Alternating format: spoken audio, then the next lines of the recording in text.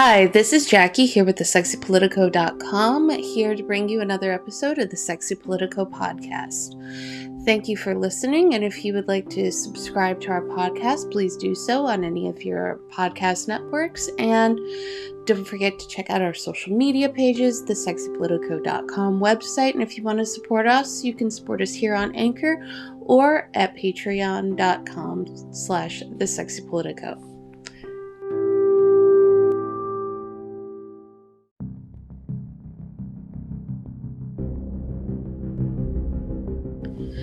What am I here to talk to you about this week?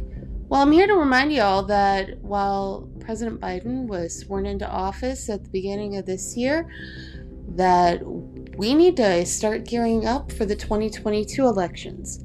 That's right, elections never end. And the 2022 election is we're going to be getting into primary season very, very soon. So for those of you who don't know, maybe you're new voters or something along those lines, midterm elections are elections that happen not during presidential election years. So the 2022 election is what we would consider a midterm. All the members of the House of Representatives and 1/3 of the Senate will be up for election. So what makes this different than it has been in, the last 10 years? Redistricting.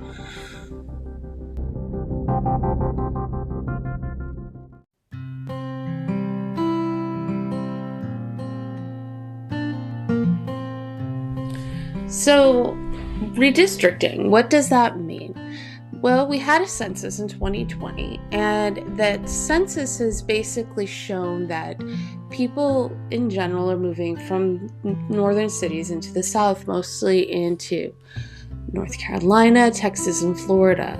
Now, these states during the 2020 election did fall under the Trump umbrella, but that's also how the Electoral College works and things of that nature. But these people may be Democrats, these people may be Republicans. We don't know for sure. But what we do know is that Congress is going to be reappropriated, that places like Michigan and New York and Ohio are going to lose Electoral College votes and votes in the U.S. House of Representatives, and those votes are going to be reapportioned to these other states in Florida, North Carolina, and Texas. And what is more scary is that most Republican states are gerrymandered the hell out of each other. And what gerrymandering is where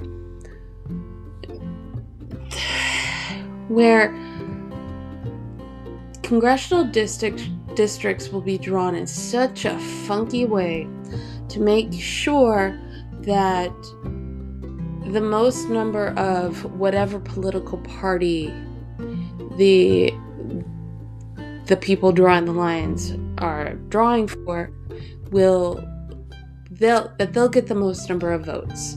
And just Google gerrymandered states and you will find some funny gerrymandered states.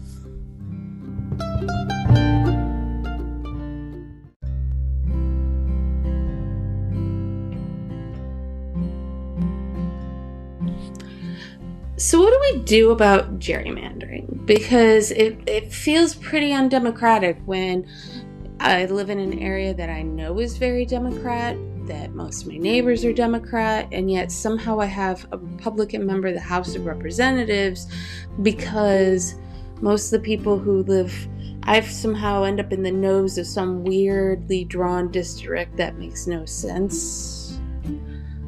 It's when you realize that the popular vote doesn't match how these districts are drawn, and it's insane.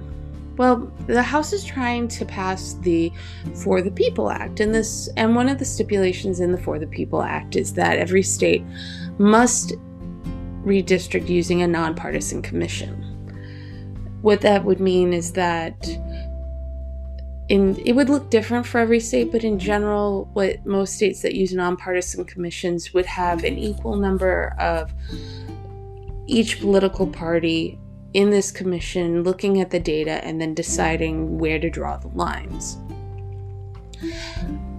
I think that is the best bet and the best direction to go in, but states don't want to give up that power. That's a lot of power. That's a lot of money. And it feels right now like that's all political people want. They just want power. They want to stay in their seat. And I don't even know sometimes whether or not these politicians want to do good or just want to have power. But that's a totally different bag of cats, ball of wax, whatever thing you want to go with. So I'm mentioning the 2022 election. What's so important about that?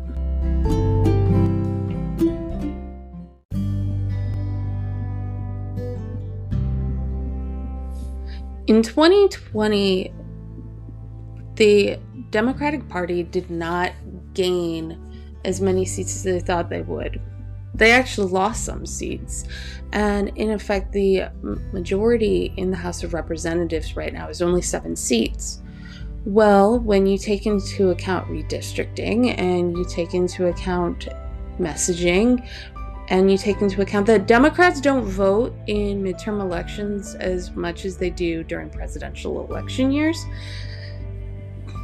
you've got this perfect storm for Republicans to take over the House of Representatives. And it's insane. It's absolutely insane considering there was a forking riot ran by people who were supporting a Republican president. I don't understand why Democrats aren't plastering and reminding people of that over and over and over again, just to make sure that people realize that if you vote Republican, you're going to get more people just like this. And that president is still trying to have sway over the party. So to me, that's enough just to be scared. But Republicans are going into having a retreat this week in order to discuss messaging and basically how to muffle the voices of their more outrageous members, the Gates, the Marjorie Taylor Greens. And if history repeats itself, it'll work. And that's scary to me. And so I am here right now to tell everybody, remind people to vote. Get their butts to the polls to vote. Your health is at risk. Your voting rights are at risk. There's a lot at risk right now, and we need to make sure that we take over the Senate, which is a possibility. 1/3 of senators are up for re-election, and we keep the majority in the House.